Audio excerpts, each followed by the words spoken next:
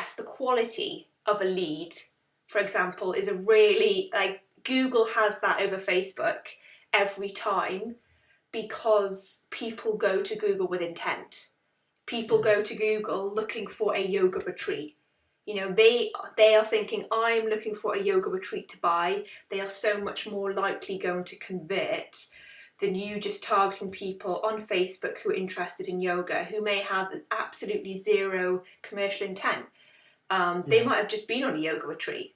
They might not be able to afford one.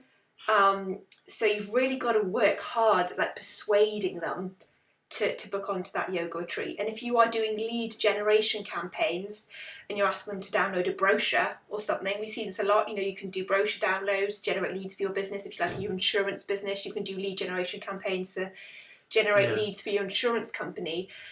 You quite often will see that Facebook lead generation campaign will get you a high volume of leads, a really high volume of leads for a much cheaper cost per lead price than Google. You could be talking like 10 leads on Facebook for one lead on Google, and it's the same price for those 10 leads versus the one lead.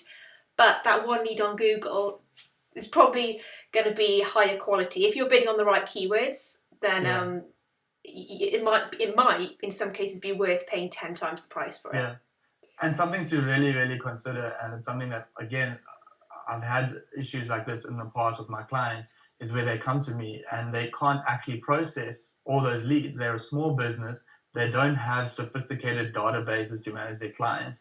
And it actually, even though the cost per acquisition is a lot cheaper to get that lead in, it costs more to actually process all those leads and then follow up with them and then phone them and email them. And then they don't end up buying or applying for the service.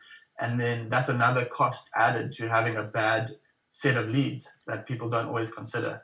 Yeah, it's a really good point. And that's why when working with clients, I'm always talking about now what's your back-end strategy for lead generation and trying to automate that process, right?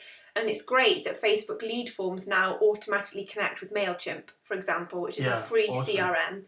So the lead gets sent straight to MailChimp. They can get put straight into an email nurture campaign. That is all automated.